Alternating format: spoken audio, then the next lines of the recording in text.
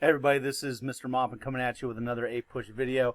This is our third video in the series focusing in on topic 8.10, African American Civil Rights in the 1960s. Now, we previously talked about how Dr. King had been basically the primary face of the Civil Rights Movement, and his values being the primary ideal of what civil rights should look like. The idea of integration in society, a sense of working together with white America, but that's going to start to fray as we get into the mid 1960s. We talked already about the values of Malcolm X and the Nation of Islam, and as the 1960s goes on, the civil rights movement will only become more fractured and in some ways more militant.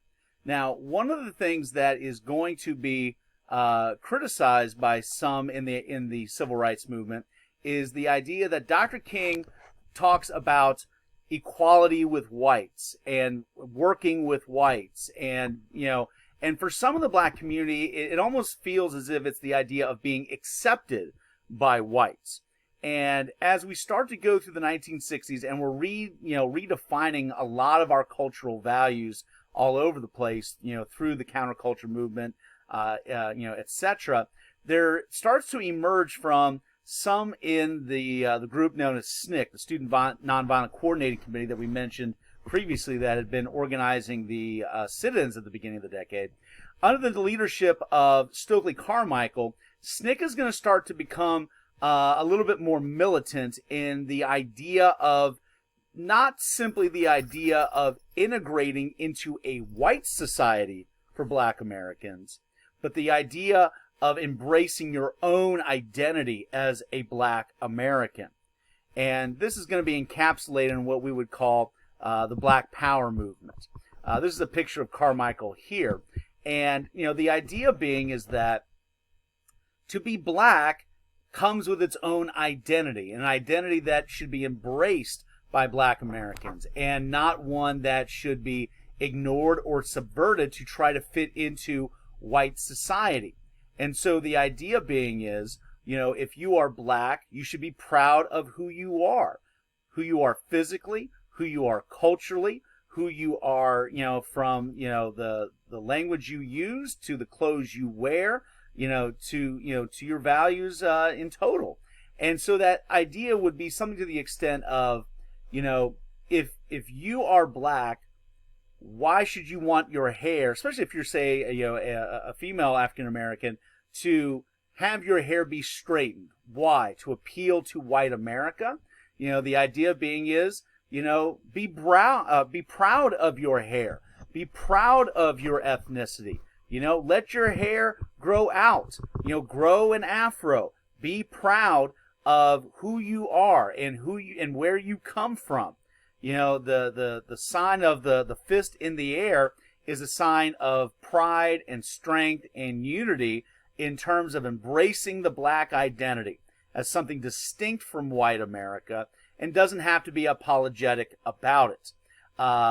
And for some in the civil rights movement, for some of the black community, it will be an embracing of African culture in general. So you will see, some in the black community beginning to wear, dashikis, and, try to find out more about African history and things that traditionally white America had just simply ignored, and to be black meant that you had ignored it as well.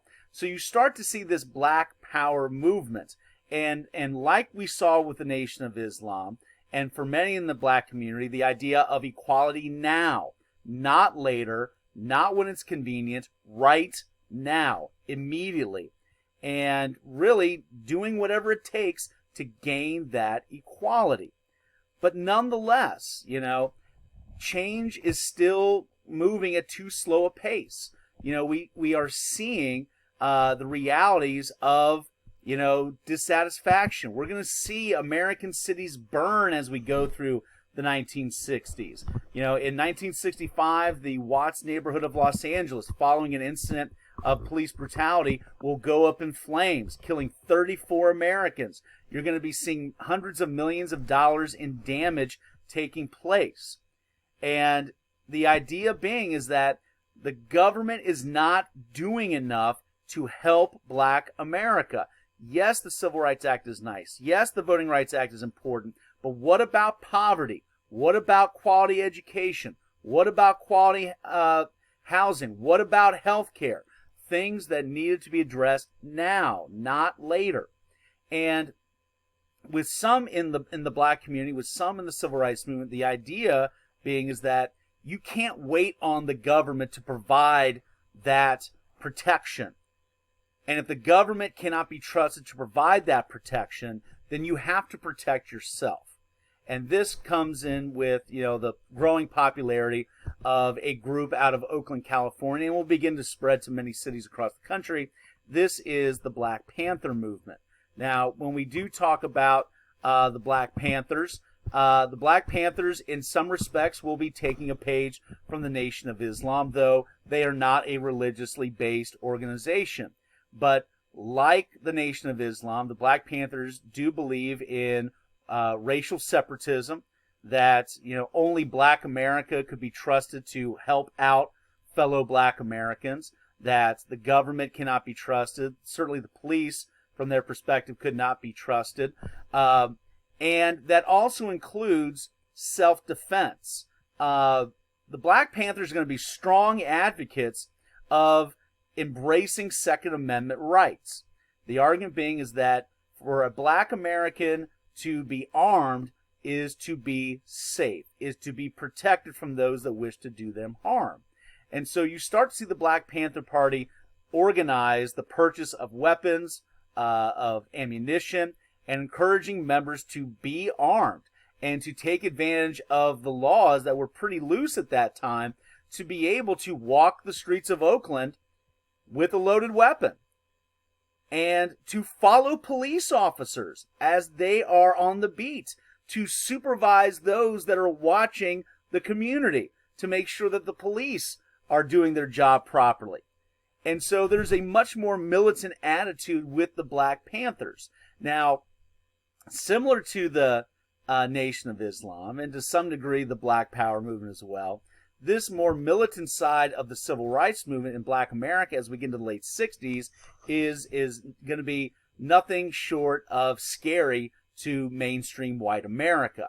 White America seemed to be willing to embrace Dr. King for the most part as we go through the 60s, but this starts to be a little bit different.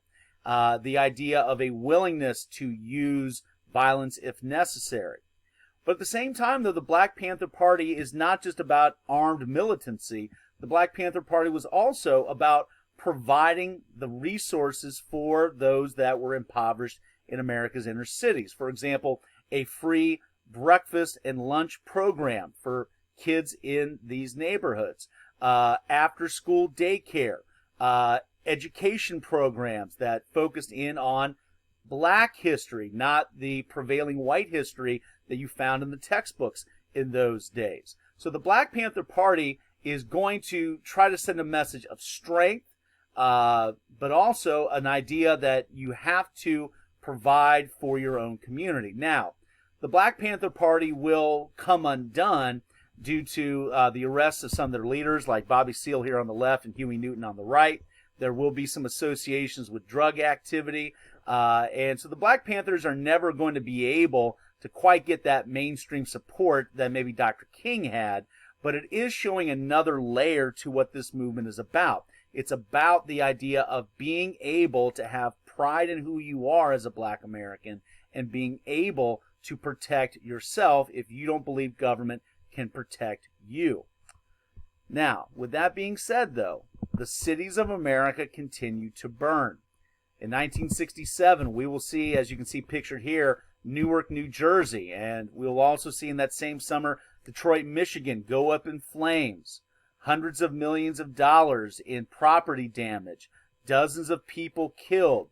The idea being is that Black America is seemingly being ignored, that the government seemingly does not care, that the government's kind of eased up, put the brakes on, and has focused on other things like, say, the Vietnam War.